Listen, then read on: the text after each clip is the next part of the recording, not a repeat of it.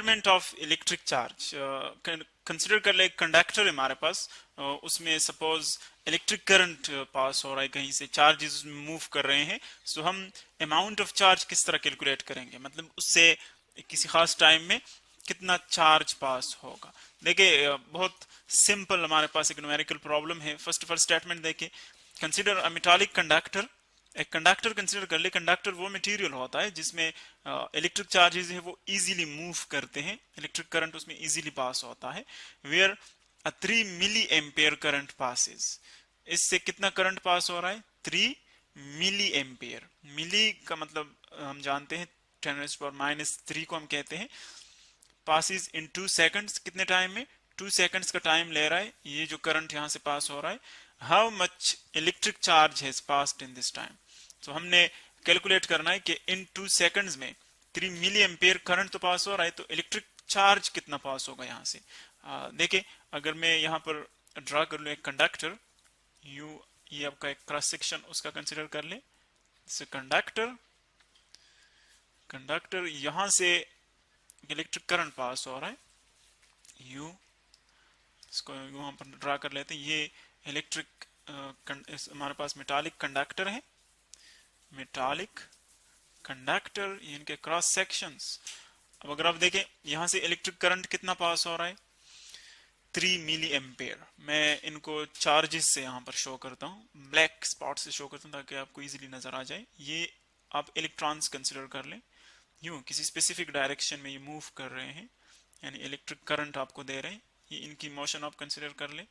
Electric charges, ये electric charges है, और कंडक्टर्स में हमारे पास इलेक्ट्रिक चार्जेस जो है वो इलेक्ट्रॉन्स होते हैं। सो ये देखें इलेक्ट्रॉन्स पास हो रहे हैं यहां से, ये इलेक्ट्रॉन्स पास हो रहे हैं, और कहते हैं कि 2 सेकंड्स में, अगर हम टाइम 2 सेकंड्स ले लें, time is equal to 2 seconds, तो कितना करंट यहां से पास हो रहा है? कितना करंट पास हो रहा है? 3 मिली एम्पेयर। एम्पेयर करंट की यूनिट है, हम इसको एम्पेयर्स में मेजर करते हैं। मिली एक प्रीफिक्स है 10⁻³ सो इसकी जगह हम लिख सकते हैं 3 इंटू 10⁻³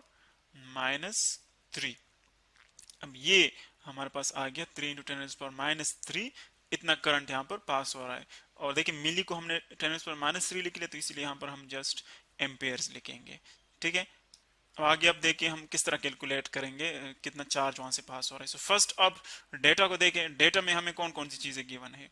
डेटा में बहुत सिंपल दो क्वांटिटीज हमें गिवन है, थर्ड हमने कैलकुलेट करनी है। सो इलेक्ट्रिक करंट गिवन है जिसको हम आई से रिप्रेजेंट करते हैं, ये है 3 मिली एम्पियर। मिली एम्पियर, और मिली एम्पियर को अभी हमने देखा कि इसको हम यूं लिख सकते हैं 10⁻³ इंटू एम्पियर्स।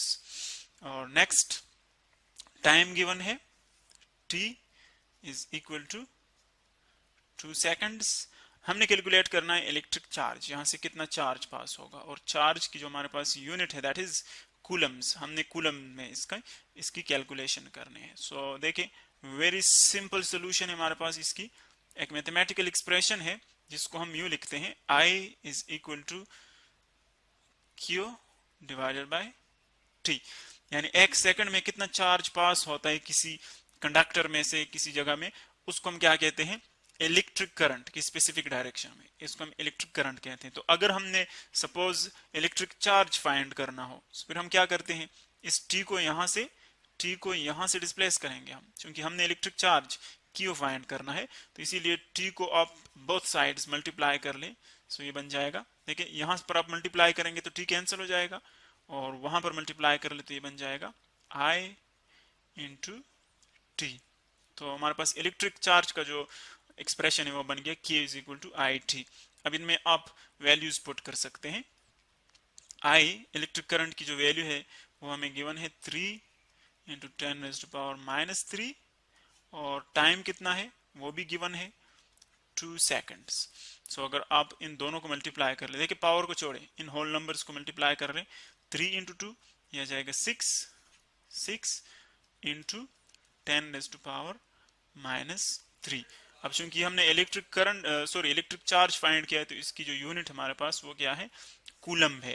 तो जो यहाँ पर इलेक्ट्रिक चार्ज 2 सेकंड्स में पास होगा उसकी वैल्यू क्या होगी 6 इंटू 10⁻³ कूलम्स। या आप यूँ लिख सकते हैं कि जो 10⁻³ है, जिस तरह के पहले हमने कहा, इसको हम मिली कहते हैं प्रीफिक्स फॉर्म में, तो आप यूँ लिख सकते हैं। अगर आप इसको मिली फॉर्म में लिखना चाहें तो यूँ लिख सकते हैं 6 और इसकी जगह आप मिली लिख लें, बन जाएगा मिली कूलम्स, यानी 6 मिली कूलम चार्ज यहां से पास होगा। तो देखिए इस मैथमेटिकल एक्सप्रेशन से आप कोई भी थर्ड वैल्यू फाइंड कर सकते हैं। यानी अगर हमें for example electric current find करना हो तो जस्ट टी और क्यू की वैल्यूज आप पुट कर लें। इसी तरह आप टी फाइंड कर सकते हैं अगर आई और क्यू आपको गिवन हो। तो इस सिंपल एक्सप्रेशन से हम यूं बता सकते हैं कि किसी भी जगह पर इलेक्ट्रिक चार्ज की अमाउंट क्या है, कितना चार्ज वहां से पास हो रहा है।